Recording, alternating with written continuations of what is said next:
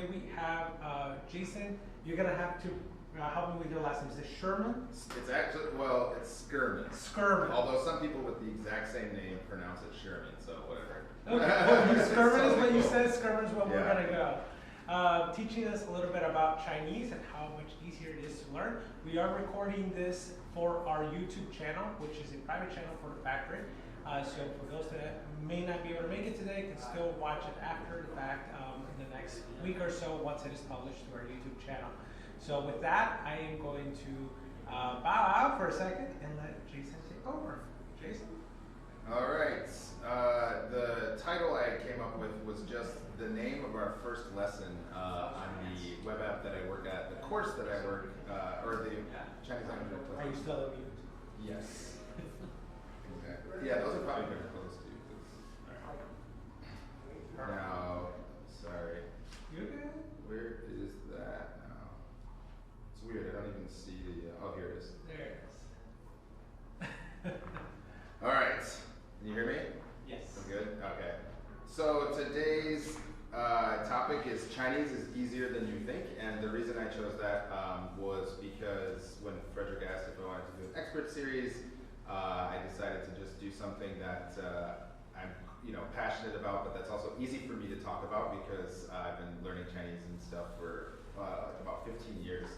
And I like this topic because every time I talk to people about learning Chinese, very often they have a lot of misconceptions about Chinese, or they don't know new information about learning Chinese that's relevant to learning it. And it's also the name of the first lesson in the course that we have, our first beginner's course that we have on yoyochinese.com, which is the startup that I work at that helps people learn Chinese online. And so, yep, we're just gonna jump right in, insert clever subtitle here. But because this is for the factory stuff, I figured I would do like an about me thing, put some Chinese characters on there because they look cool. And thank you LinkedIn for taking care of this slide because I was realizing I was just simply rewriting my LinkedIn profile.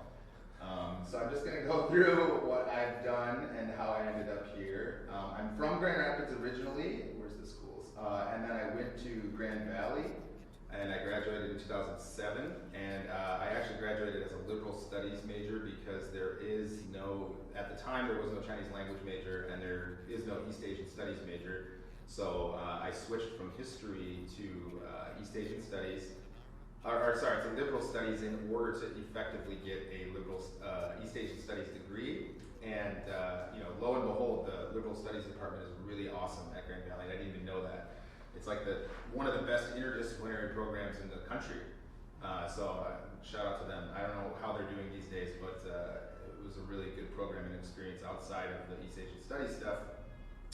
But even though I've always been interested in East Asian languages, originally I was much more interested in Japanese as a kid just because of video games and comic books and stuff like this. And so I always wanted to learn Japanese and go to Japan.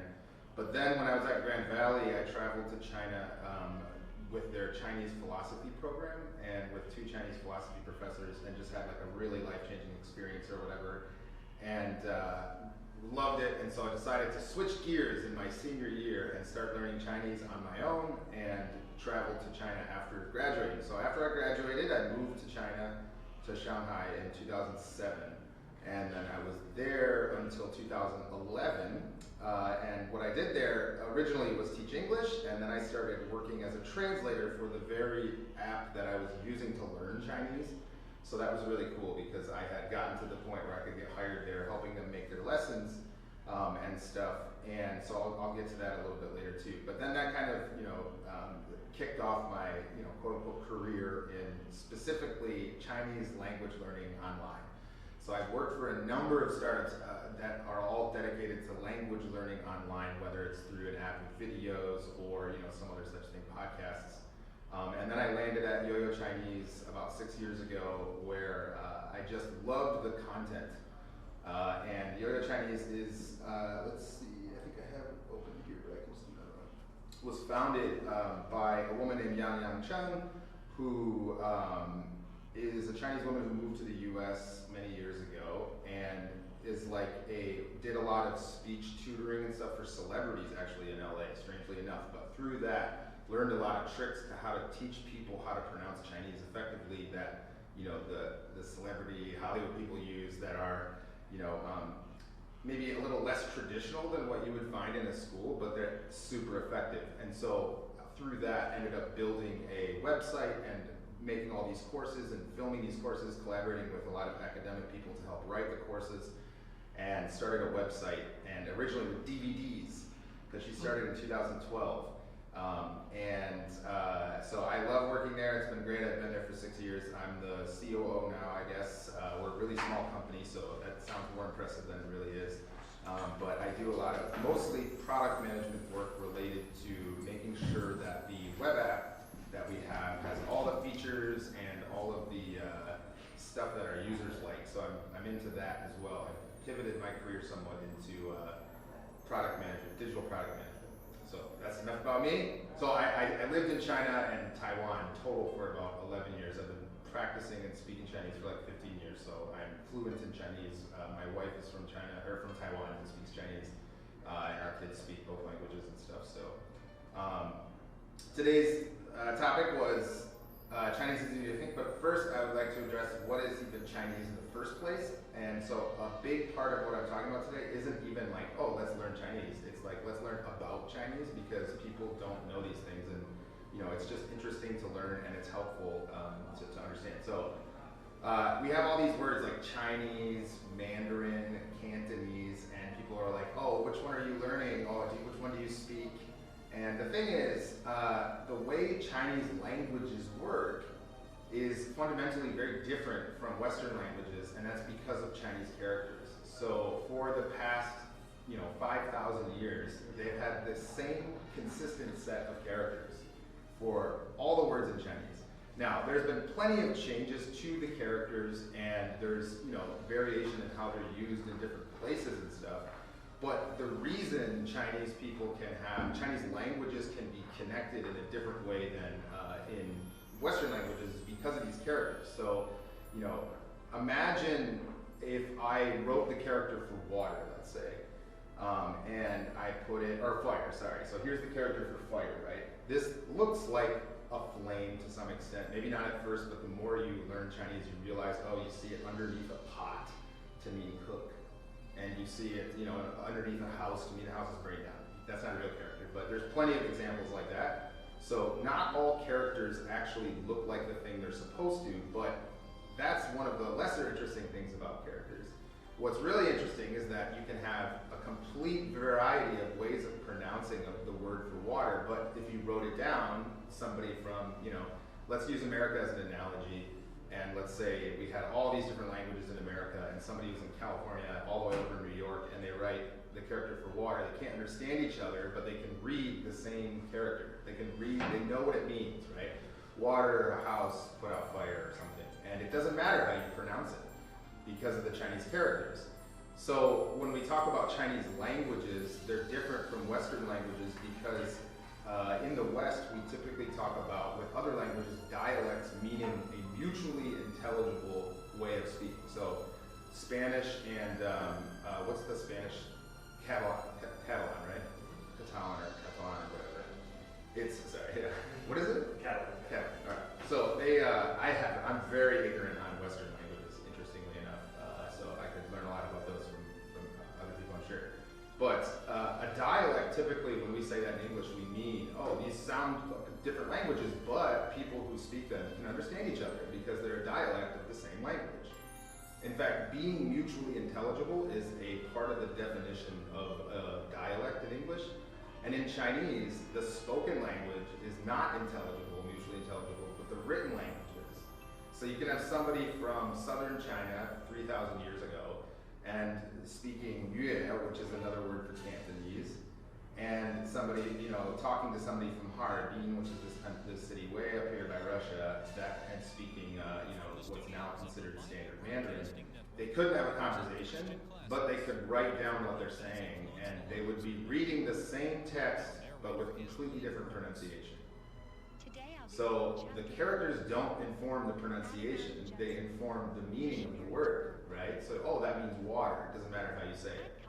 And so that's very interesting, and I like to teach people that because it's not really a dialect, and that's why there's so much confusion around it. And so linguists use a word called topolect. And in Chinese, it's much easier because you just use fangyan, which means place, language. So it means the way people speak in a place. And that's logical to a Chinese mind because how you speak is where the variety comes in and the consistency is in the written language. So there is about 5 or 6 major topolects of Chinese. And that's Mandarin, which is this brown area here, and Jin is typically included in that. And now geographically, that's the largest, but remember, southern China is where the most people are. So even though this brown is huge, there's very few people out here. And then the other big ones are Yoyo, which is another word for Cantonese, which is what they speak in Hong Kong and Guangdong province and Guangzhou, so this area down here, Shenzhen. And that's the one that anyone who's my age or even a little younger, and especially people older, like old Kung Fu movies, they're all in Cantonese. And that's the one that sounds super nasal. Like all I can say is which is like, where are you, I think, or something. But it's like, it's very nasally and it's very distinct and you can recognize it very quickly. Whereas Mandarin is the one that's like, and has like that a lot of SH, and that's called a retroflex with your tongue or whatever, where your tongue is, in Chinese you say 卷舌, which means curl tongue. I believe the word is retroflex in English, but so it's like when you do a CH like sh or an SH like she, I'm saying the English word she, your tongue slightly curls, and they never do that in Cantonese. But today, everybody uses Mandarin Chinese in most movies, and all the Chinese that you see in movies and stuff is Mandarin, and rarely is it Cantonese. And then the other big one is Shanghainese, which is also called Wu. And I speak a little bit of that because I lived there for so long, but not really, just hearing people speak it. And it's very interesting, it sounds kind of like French. Like these topolects don't sound anything alike. Like if you were to you'd think it was two people from completely different countries, but the grammar and the characters are the same. So you're still constructing your sentences in the same way, using the same logic, but you're speaking it completely different, which is really interesting. And so anyway, so that's the how to understand quote unquote Chinese languages, and the one that you're going to want to learn if you're interested in communicating with the most people is Mandarin. And the reason for that is because the Chinese government about 100 years ago instituted this. They started the original, before Mao and the communists, the original Chinese government that was there, the Republic of China, started this program to standardize the spoken language, so that in radio, and because remember, the newspapers didn't need to be standardized. You could send a telegram out 500 years ago in China, and everyone across the country who could read it, regardless of how they spoke. But with phones and communication with voice and speaking becoming much obviously more important, they started to standardize, and they chose northern Beijing style Chinese to be the standard. And so that's what you hear today is Mandarin. So you want to learn Mandarin Chinese and Cantonese, Wu, Minanyu, all these other big ones, Hakka. They are Chinese, but they are not dialects. They're actually almost like distinct languages. And so then before we actually jump into more stuff, I want to talk about why even learn Chinese in the first place, right? So I just have a list of some of my favorite reasons. So the first one is that 1.3 billion people, humans, speak this language, and I've even met a couple birds that speak Chinese when I was over there. In a restaurant or whatever, like a mockingbird is like, meow. I start talking to it. Like, this bird speaks better Chinese than me. So that's a joke, obviously, but it did make me start to think about how many animals. I wonder which language animals speak the most. And so I didn't need to go forward to the next slide, but before we talk about the next one, it's related to this. There are Chinese people everywhere, right? Like, it's not just a destination language. I'm going to learn this language and travel there and check it out and go home and be done. You're learning a language that, like downstairs, we could walk down the street and probably find somebody who speaks Chinese pretty quickly. A little less in Grand Rapids than other places in the States, but generally speaking, like we went to Windsor, Ontario last weekend, and it's like, I don't know the percentage, but a large amount of Chinese people live there. And speaking Chinese is just fun because I can unlock this, half of the community by speaking their language. And so I found it to be, very useful, not just in the US either, like traveling abroad, you always meet other Chinese tourists because they're everywhere now. And it's just fun to have it's a language that you get kind of results from, I feel. Whereas when I learned Japanese, I love Japanese, but I never see Japanese people, rarely. Every Japanese restaurant here is run by Korean people, and so you have to be in a really big city. There's just less Japanese people, and they don't immigrate as much, or immigrate. And so I think Chinese, that's one of the best reasons to learn. It's just really practical.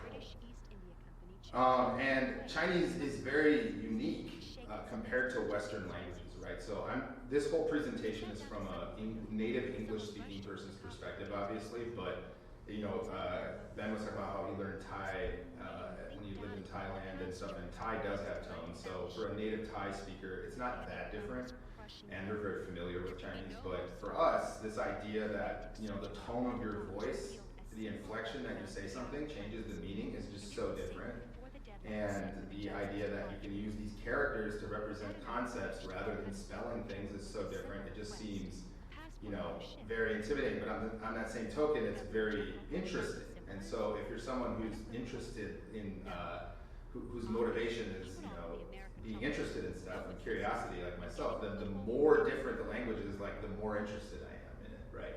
That's why I have a hard time with Spanish, like getting myself to actually practice Spanish. I know I want to speak better Spanish, but I'm not as intellectually interested in Spanish. Maybe I need to dig deeper to find that, or whatever. But that's another great example of a language where moving back to Grand Rapids, I feel compelled to learn Spanish because I eat so much Mexican food and go to these restaurants. I'm like, now I'm the guy that doesn't speak the language. But so I think that's worth mentioning. And then speaking of the characters, so I've talked a lot about this with good friends of mine who have also become, fluent in Chinese, but Chinese characters are a totally different way of even conceptualizing communication and language, right? It's like code. You're like, water, go, house. That's a bad example, but door, open quickly, and they almost carry like a different type of meaning and a more deeper meaning in a sense because it's the concept without any association to pronunciation, right? And so it's just cool that you get to do that. And I didn't put any concrete examples in here because they're kind of too complicated. It's more like once you become, more fluent or whatever, you can think about things. You notice yourself thinking about things differently a little bit when you think in Chinese. It's a cool party trick. Impress your friends with facts and anecdotes. I put this on here as a joke, but part of what I do at Yoyo Chinese is like empathize with customers, right? And the truth is, one of the biggest reasons people learn a language is to impress other people. So you want to feel cool to yourself and, I learned this language, that's great. But, secretly, if people they don't want to admit it, they're imagining themselves being in some situation where they're speaking the language. Whoa, you speak Chinese, or whoa, whatever, you speak Thai or Spanish, that's crazy. But especially with Chinese, because it's such a different language, so kind of a joke, but the truth is it definitely does help. China itself is an endlessly fascinating and beautiful and delicious country, and might add so delicious that going to China, don't let any political, I didn't put too much about politics in here, or at all really, but don't let any political situation prevent you from experiencing that country. In fact, the more crazy China gets, like with Xi Jinping and stuff, the more I want to go back, because it's like you get to experience it during this interesting time. And the people there are super, super friendly, and the food is incredible, and it's just such a wild ride. Validation as far as the eye can see. So I put this on here because unlike with Japanese, where when I tried to learn Japanese in college, and I went to Japan for the first time in college, I felt like I would speak it and I wasn't getting that, wow, you're so impressive. You know, I was getting like, come on, like, get better, right? Which is the right thing to do if you want to improve and for certain people. But on the other hand, Chinese, it's really fun learning Chinese because even just a little bit of Chinese will blow the minds of Chinese people. Not just other people, foreigners, right? They'll say, whoa, like, how did you learn that? That's so cool that you're learning that. Hey, you said that pretty well. And they're just so encouraging, and I think it really, really helps you feel like, oh, I want to keep going. You know, you get a lot of positive reinforcement from Chinese people when you learn Chinese. They'll be very excited that you're speaking their language. So I put that like snubbing of newbies, like the stereotype about French people, you know, being frustrated with Americans' crappy French kind of thing. With Chinese, it's the opposite. Like you speak, they'll over-compliment you to the point where you think your Chinese is better than it really is, which is the case with a lot of people in China, expats or whatever. But and then last but not least, because it's easier than you think, so I just had to put that in there because that's what the point of this is that, you know, I learned Chinese on my own, quote unquote, but it wasn't really on my own. I used apps and websites and technology, and then I lived there. So that makes a huge difference, but that whole process of doing that really made me rethink learning a language and why we learn languages and what our goals are. Do you really need to be fluent? Should you just shoot for proficiency? You know, can you skip parts of learning a language and stuff like that? And so my conclusion was that Chinese was much easier than people think. And part of that relates to the impressive thing, because of my whole life, you know, people, wow, you speak Chinese, you must be a genius. And I'm like, I'm definitely not a genius. You know, and so I have to counter that with, trust me, it's actually simpler than it looks. Like, you just have to approach it a certain way. But is it really easier than I think? So I'm going to show you guys the website, and we're going to watch a little bit of the first lesson. But before we do that, actually, I'm going to talk a little bit about tones, because we don't do that in that lesson until later, but it just makes more sense to do it here. In that unit, I think it's like the third lesson. So yes, even this idea of tones, you know, is easier than it sounds. It's easier than you probably think. And by the way, I was going to preface this entire talk, and I forgot to say this, with that easier than you think title is kind of a tongue-in-cheek. I know some people out there probably do know quite a bit about Chinese, but I'm talking more about commonly held misconceptions about Chinese or whatever.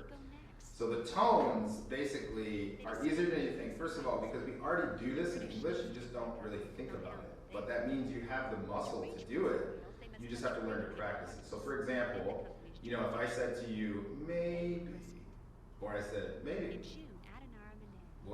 obviously there's a difference, right? So we can sense like that, whether or not I'm not saying you can immediately jump to then associating two completely separate words with those tones, but you already can feel that something inflected a different way changes what it means, right? Like if you were to translate those two maybes, one would be maybe, we'll see, probably not, right? And one of them would be sure. So it's like we already do this in English, and it's very similar to English. It's almost identical. And we'll actually get to that in a second, or later I'll talk about the actual tones themselves, but the main point is just that people think it's this brand new concept, but it's more like taking something you already do and learning to apply it all the time. And then also we're going to use that to our advantage, because for each of the 4 tones, in our first lesson, or in the first tone lesson on the site, we teach you to use an English word you already know and probably say a certain way, like the maybe example, that's first tone, maybe, and just associate that with that tone. And what's interesting about tones is the fact that there are tones in the first place just means that there are less sounds in Chinese that you have to learn. Why? Because you can have any individual sound. Let's say, for example, ma, M-A, has 5, 4 with tones and 1 without a tone, possible pronunciations. Ma, ma, ma, ma. And that sounds crazy, but we'll get there in a second. They all mean different things. And ma, which is just no tone. Now, then, unlike in English, which has 15,000 possible sounds you can make, and way more, or not, possible sounds is much more, but I think actually produce in normal like newspaper English like 15,000 subtly different sounds. And that's why when you spell things, you're like, oh yeah, like teaching, if you've ever tried to teach somebody English, you will quickly realize that English spelling is like ridiculous, right? There's, oh, that's this rule when there's this happening. Oh, but only like 60% of the time. And then the other 40% is yes. You know, and it's like OU is sometimes O, and sometimes ah, and that, you know, even our vowels, we technically only have A, E, I, O, U, but if you really use, you know, the IPA, like International Phonetic Alphabet, that can transcribe like every possible sound, or it doesn't, yeah, it doesn't use spelling, it uses like universal spelling of the sound. There's like, you know, 30 vowels in English. And so Chinese just has very consistent sounds, and there's only like, you know, actually let's look at this here real quick. So these are all the possible sounds in Chinese, period. So you only have to learn these sounds, and they're all extremely similar. They just have a different beginning and a different vowel. And then each of them has 4 tones.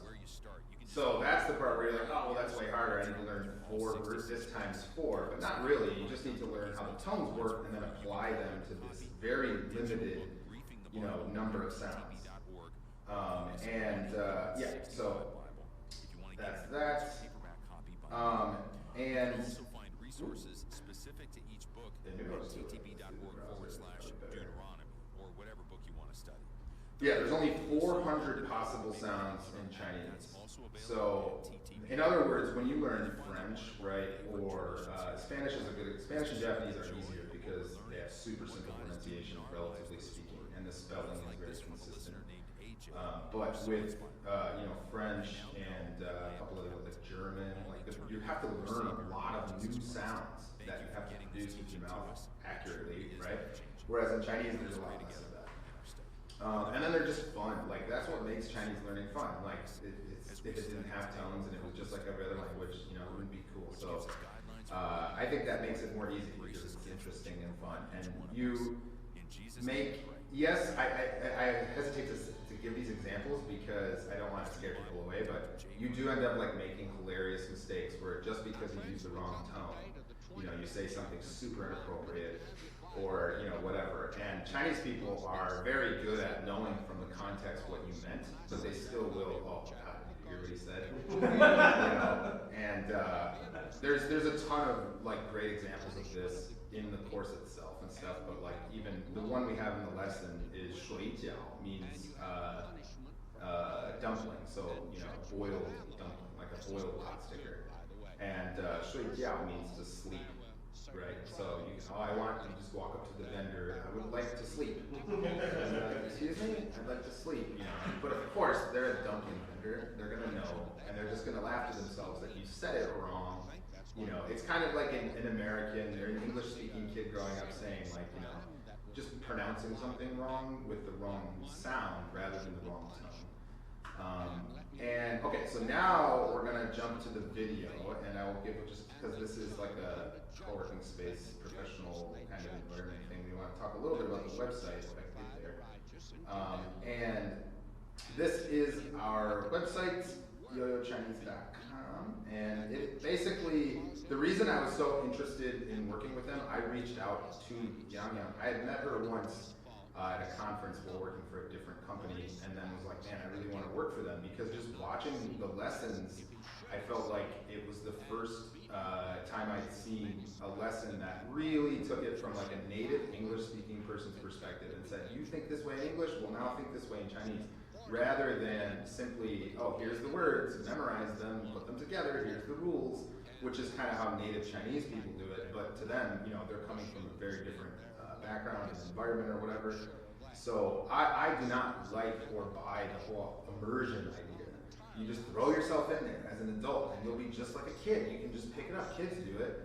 No, like that's not how the adult mind works, right? It's better if you have associations with English and you have little mnemonics and things to help you remember, oh yeah, in English we do it that way.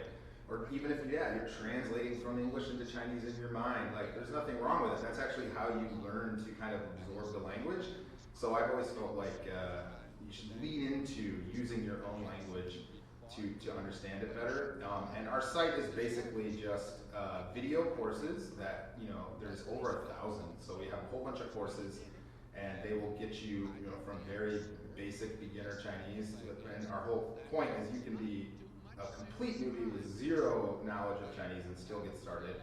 And then by the end, you'll be conversationally fluent, and you can read Chinese characters and type them, not write them. We teach you how to type them, which I'll get to later. But so we're just gonna watch. This is the old lesson. I love that it still looks like 1980s and old school, even though it's only 10 years old. It just our original background, which we might update from this very first lesson.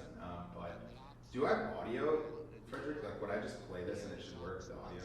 You'll have to unmute it. On the TV. Yeah. I wonder if we'll get that feedback.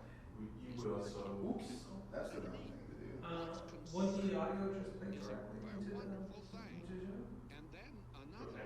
Yeah, I think it was fine. If you press the right button, no, then it won't. Okay, cool. So I'll just try it and. Yeah, if you press. We won't be able to hear unless you unmute the TV. Oh, I see. Thou shalt not muzzle the mouth of the ox that treadeth out the corn. Doth God take care for ox? Then Paul goes on to make application. And you know what he does? He says, if ye have sown unto you spiritual things, is it a great thing to worship carnal things? If others be partakers of this power, For example, nevertheless, we will not use this power to suffer things lest we should hinder the gospel of the word Christ. to You love know in how Paul Chinese used is that?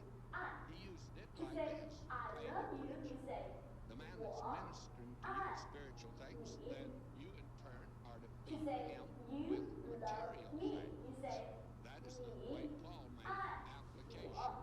of You it. can just translate all simple English sentences word by word to Chinese and you'll get the right And Chinese that's all, sentences. I guess. And when it Some comes to words long I and complicated make a sentences, record you here just on need to tape. remember a I'll make few it put rules right as to now where to in put my time and schedule and location, take and the then tape. you're all set. And you know what? It's just Also, going unlike round many and other round. I'm European not going languages, round and Chinese round people like don't some people think conjugate I do. words, But which means I'm that just Chinese watching it words go round don't and round. change I feel form just like based an on ox. subject or And I'm where the treading out action is corn. taking I'm place. trying to For example, when you Make say it up. she And you is, know what God he said? was, I am, or we are.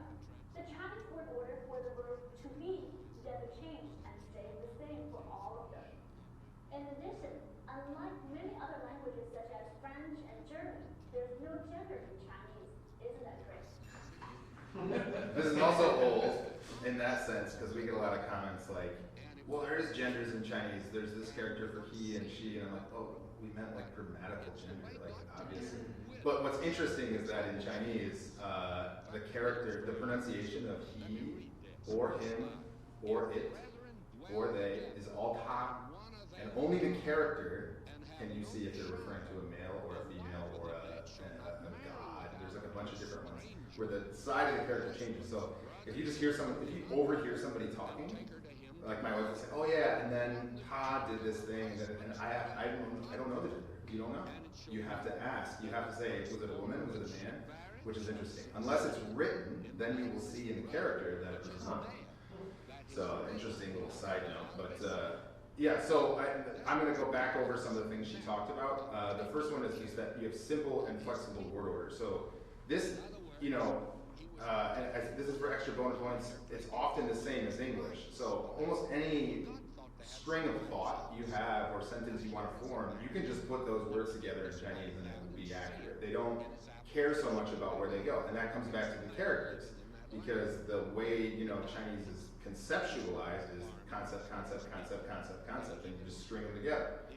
And that seems impossible when you're super used to grammar and stuff, but I'll show you in a second why that's actually very easy in English too. But like in Japanese, I learned Japanese, the verb is at the very end of the sentence. So learning how to think that way was really hard. Like, okay, so to the store I go. Tomorrow, books really have to study. Whereas in Chinese you do not have to do that. You can just say, tomorrow I study the books, or whatever. And there's no conjugation or grammatical gender. So it turns out you don't need these things. And this also helps explain why Chinese immigrants who aren't formally educated in English or who haven't really tried to learn, quote unquote, accurate English or whatever, speak the way they do. Like, oh, you take food, go?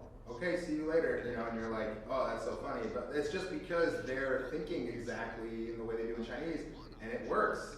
I can translate for you, like, give me any sentence, and I will use no conjugation, right? So, I can just do one. Tomorrow, I buy Chinese food lunch. You want to eat Chinese food lunch tomorrow too? None of that had conjugation, right? And because I put the word tomorrow, you don't need conjugation, because now you know I'm referring to the future.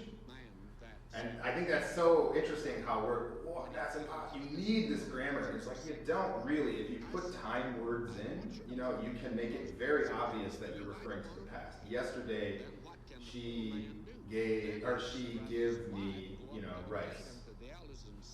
Whatever. And so you can take that really far, but I like learning that too, because it gives you more empathy with Chinese speakers speaking English, because you understand it's not like necessarily that they are speaking incorrectly. They're just speaking in a way that is logical Chinese. So Chinese is logical and based on itself. And this one's really fun because, in fact, I think we will get there in the lesson. So maybe I put this in the wrong slide, but unlike in English where we were talking about with all this crazy spelling, where you have to, that's because it's a French word, that's because it's a Latin word, that you have to go back and look at the etymology.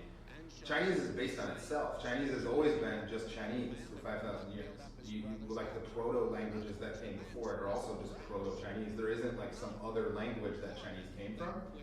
And so what that means is you can look at a word and deduce what it means without knowing any other language by just looking at the characters in the word and go, and we'll get there in a second. I'll just give you one example, electric brain. What do you think an electric brain would be? If you had to guess. CPU? Yes. Okay. Precisely. So in Chinese, the word for computer is just dianao. But Chinese people, like if you ask my wife or say to her, Chinese speakers, it means electric brain. Oh, that's funny, I never thought about that. Even though she stares at those characters every day and when she writes them, and she knows what they mean, just like in English where, I didn't realize that, you think of these things. In other words, yes, if you just learn the language, you just start to learn words without doing this. It's not like you have to deduce the meaning of every word piece by piece, but what's great about Chinese is that if you don't understand a new word, there's a much higher chance that you can figure it out, because it's not based on some other obscure thing. So someone will say a new word to me in a conversation, and I'll listen, and I'll say, is that this character from that word and this character from that word? And they go, yeah. And I go, I think I know what that is. And then I look it up, and So it's like this little puzzle every time, and you can use that to your advantage, like in a crazy way. So you can pick up vocabulary much faster because of that, and it's just fun, because it helps. But what's interesting is then, you look at the characters, and that's when you go, I see what this means. I see what this really means. You have to see the visual characters to understand what it means. And then we're going to watch the second part of that lesson, which is about how it gets easier, and it's related to what I was just saying.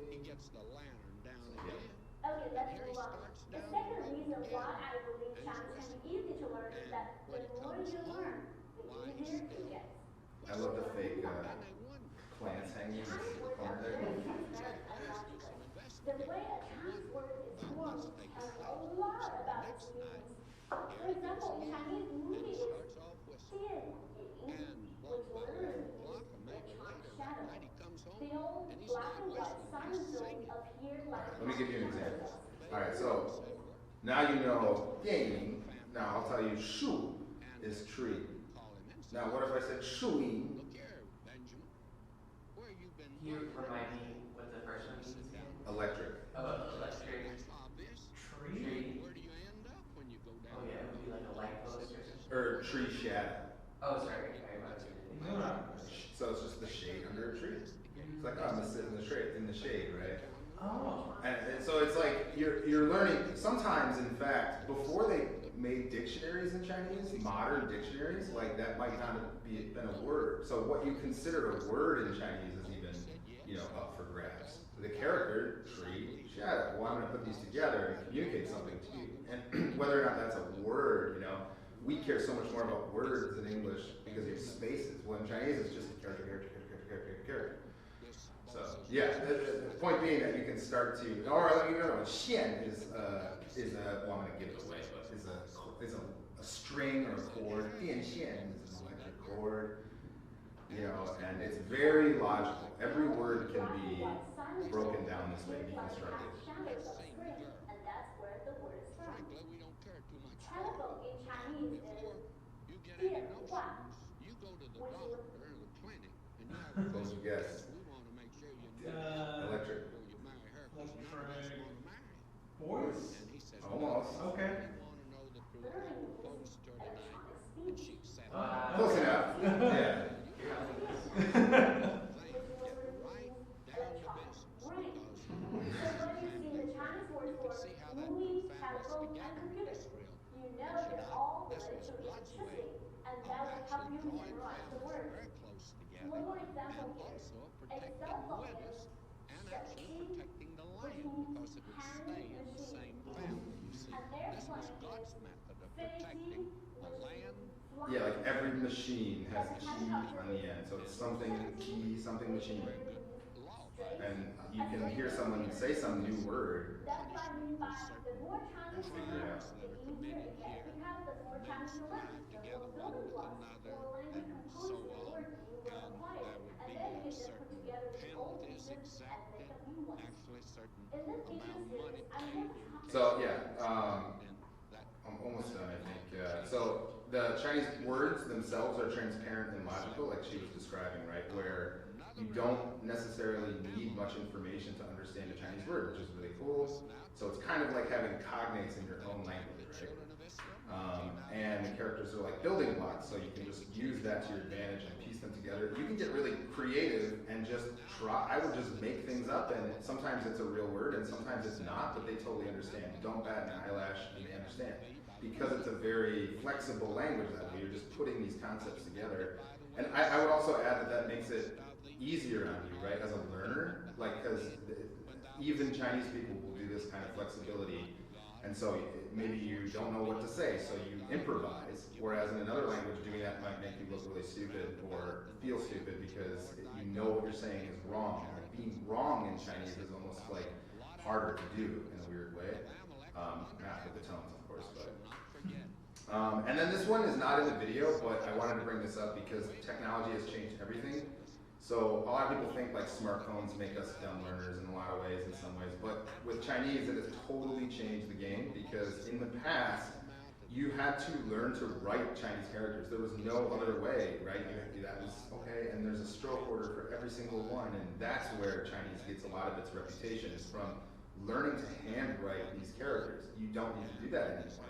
In fact, typing in Chinese not only makes learning the characters easier, it helps you learn them more because of predictive texting. So maybe, well, I won't show it, but when you type in Chinese, you use spelling called pinyin, this chart that I showed you guys, that has every single sound on it or whatever. And all you have to do is type out those sounds, and the characters will pop up on your keyboard. So, you know, we said, well, I need means I love you. And so if you just type WOAINI, you'll see 3 characters immediately because Google will know, or the predictive text or whatever, that the most likely thing you're trying to type without tones is those 3 characters. So what ends up happening is if you can speak and you can type, which is very easy, to spell in Chinese is very easy because like we said, there's not very many sounds. That's why everything sounds the same in Chinese, right? As you're typing, your computer is going to tell you these are the characters you want, and then you'll send them to your friend in the text, and you'll remember it more and more as you do that. So I have plenty of friends. I did learn how to write a little bit because I was studying Japanese, and it was like 15 years ago, 20 years ago. But these days, you can completely skip it, and you just learn how to speak, and you learn how to type, and you will learn the characters without even trying through typing. And so our course is really unique that way, that we kind of lean into it where you don't want to learn how to write. We teach you the stroke order, but we don't force you to do that because it just takes forever. If you really did want to master that, it's a whole awesome, another beautiful element of the language of course, especially calligraphy and stuff like that. But technology has made it much easier in that way. And then, of course, technology gives us websites like ours, which is a blatant plug. And this is taking longer than I thought it was going to take. So I was going to like teach the 4 tones. And do you guys want to do that? We got 10 minutes? We got the time. Yeah. Alright, cool. Okay, so, and I didn't even get finished, but I think what we can do is go over, well, no, what I'll just do is I'll just talk. How about that? I didn't finish the slides, because I didn't talk at the end, which is fine. But the first tone, and actually what I can do is this. The first tone is the flat tone. So that's the one that does not change. So the way you can recognize what the first tone is first you find your normal speaking range and you say something like, you know, here we just listen to it.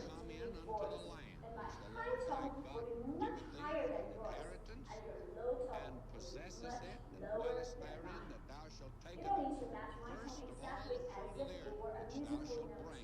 You just need to identify what's high and what's low for you, your voice. All relative. So what she's getting at is what's called relative pitch. So it's not actually pitch, like musical pitch, like, oh, you better hit that note. Whereas Cantonese, and I don't know if Thai too, but Cantonese does have actual pitch. Like if you can say ah and you can say ah, and they're different. So I'm not going to make a slide about Cantonese being easier than you think. But in English, the reason that she intros that, or sorry, in Chinese, is because with these tones, you're just looking to change from your regular to have some sort of relative change. But the first tone is the one that does not change, and it's just in your upper range. So first, let's find the upper range of our speaking voice. Let's pretend that a friend asks you how the moon is. Now you say to him, maybe. We all know what that means. Yeah. Well, what's funny is maybe that if you add the B, then that's probably 5th tone, neutral tone. So it'd be 1st tone, 5th tone. Maybe. But we're just talking about the may, right? So may. So first tone is, so I'll say, we'll do ma. So say ma. Ma. Yeah, and what's important is that you're not changing it. It doesn't matter if it's super high pitched or low. You can say ma, ma. Those are all first tones because it's not changing. So that's the one that you hear a lot of, you know, stereotypical sounding, like, oh, they're speaking Chinese, right? Like, oh, ma, like this loud, kind of consistent, almost like singing. Maybe.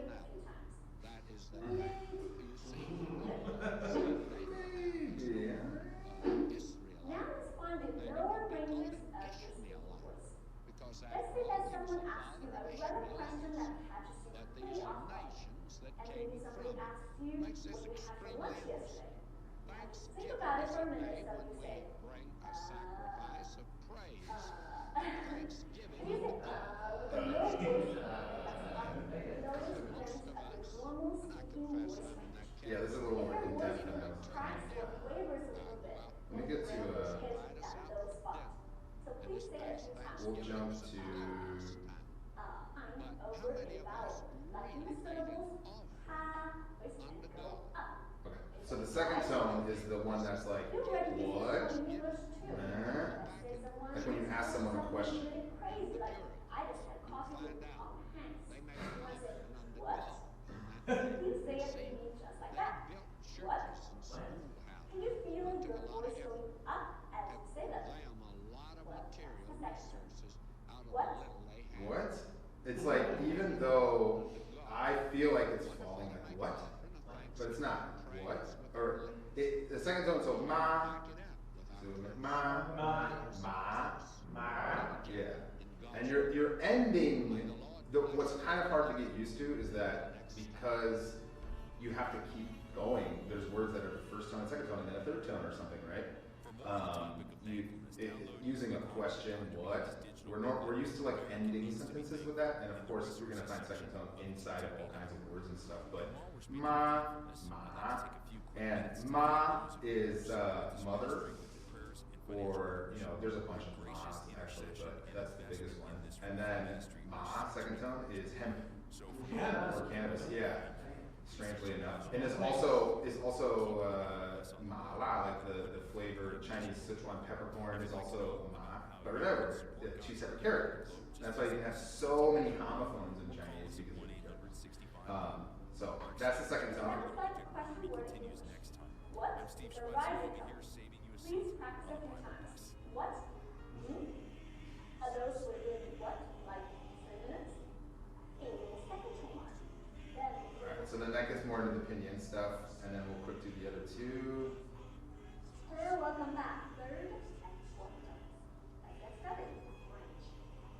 We pretended that somebody just asked us a really And this is the random So you have ma, ma, ma. Let's take And a I call it the slow-mo tone. So this, she doesn't call it this, but it's like ma. You're like almost like slowing down as you talk like ma. And it goes a little longer than it should, but like slower. thinking, what did I have for lunch yesterday? If your voice even cracks or wavers a little bit, then you know the lowest part What's that called again? Isn't there like a word for that? Like, Vocal fry. yeah. Vocal fry. Yes. I guess that's it. And by the way, this is another unique thing about our course, that the third tone, technically it falls and rises. So the word for I that we learned earlier and you are both third tones. So wo is I and ni is you. And you hear that ni, you're coming back up. So what happens is people learn the language and think, oh, every single third tone needs to go wo and be this like double syllable roller coaster ride. But in reality, nobody actually pronounces the whole thing. They just go wo.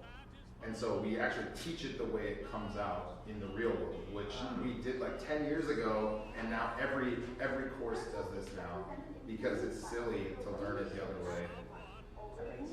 And then the last one is the one that's like, hi-ya! It's like, no! It's like the falling fast, like chopping sounding one. Now let's learn about She's super awesome, by the way. I wish we could have her here someday or something. That'd be kind of cool. Yeah. She's a really interesting person. She just came to the US and then just super ambitious and successful and stuff. because it sounds like you're making Where's she living? LA. LA. California. We're past the down United to States. phone. No. So that'd be ma. Ma. Yeah, so you have a ma, ma, ma, ma. And you can apply this to anything, you know, me, me. And so when you say wo I ni, you're saying third tone, fourth tone, third tone, wo I ni. Yeah. And so yeah, it's funny because if you don't know anything about Chinese, it can still feel intimidating. And obviously I mixed in all kinds of like general information about Chinese here too, and that was the point. If I were to have only focused on teaching you guys actual Chinese, like I'm very confident I could get you all to like at least say, hello, I'd like some chicken from the restaurant or something like that in a very short time. But I wanted to talk about some of the other things related to that. So related to Chinese learning generally. But that's pretty much all I prepared for today. And I would go into more tones if you guys want to, or whatever you guys feel like doing. Or I don't know, it's 1 already, so. I have another 1 o'clock, so otherwise, no, I find it very interesting. To be honest, I think it's not as intimidating as I thought it was. Because I did think about it. I have a cousin who Nice. went full immersion, which he did a year in Shanghai. Nice. And I don't think she practices anymore, which I feel like a waste of money, but whatever. Yeah. But- Well, and Shanghai is like a little less now, but it used to be like the expat paradise. So you definitely don't need to speak Chinese there. You will learn a bunch of it just by living there, but if you really want immersion, like go in the middle of nowhere, Yeah. and you have to speak it. But Yeah, I think it's really cool. I think for me, like when I learn language, I'm learning French. oh, nice. So So different. it is very different. But he's learning Spanish, and I help him with that. And I think the phonetic pronunciation in Spanish is a struggle for him. Where, would you agree? You're going from English to Spanish, definitely, because it's everything, like you said, every vowel has one. Yep. Two different accents, but. Well, and just the muscle memory of learning to make new sounds like naturally takes a while, you know. And I think one other thing that I've like kind of been quote unquote passionate about or whatever is this idea that giving people like in that situation advice, like in your situation, I found that it's more about confidence, and I don't mean confidence in terms of like, oh, you must not be confident if you're having trouble, but just in the sense that performing the language almost like a joke is actually really helpful. So we would just do like Mao speeches, Mao Zedong, and you do like, Mao Zedong, and do this like super dramatic Chinese thing. And then as I'm practicing, like I'm realizing that, wow, this is like helping me to kind of get used to speaking the language. Because Chinese feels silly, right, to an English speaker. It's so different that people would be like shy, like they know the words, but then to actually go out there and say, 你好吗,我是, and speak that way feels crazy, right? It feels so different. And so part of what people often I've found are getting, like it takes them a while, is actually not their ability or their knowledge. It's just truly getting comfortable with speaking that way, speaking differently, having different words come out of your mouth.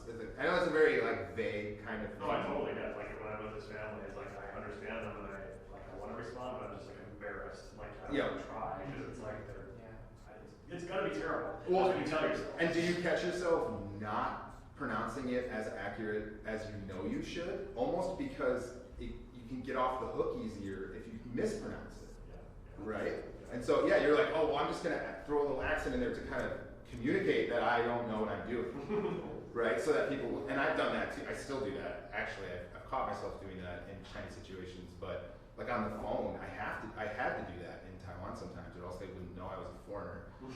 And so I'd be like, 你好, and he's a foreigner. But so like I think something that can help with that is like acting, like doing a little Spanish like skit where you're not being yourself, you're pretending to be this character, right? And it kind of lets you outsource the nervousness. And I mean doing this privately, not like becoming an actor in Spanish, but then your mouth and your muscles actually start to get used to making the sounds, and then doing it naturally will come easier. It's a good advice, because he does use comedy to learn Spanish. Nice. He uses it with me, but I'm not always a fan of it because I'm like, you're just pulling my chain. Well, and you don't want to sound like racist or something. Like I was just saying, you do like these exaggerated characters in the language. Of course, you don't want to do it in an offensive way, but that does help because those exaggerations exist because they're exaggerated versions of the accurate pronunciation or whatever. But yeah. Well, let me. I'm gonna unmute myself real quick. Thank you for doing this. Yes. I really appreciate it. It's always there. So again, this will be posted to our YouTube channel, which Frederick will take care of that in the next week or so, and we'll share it through our blog as well, and there will be a link. Thank you, Jason, again for doing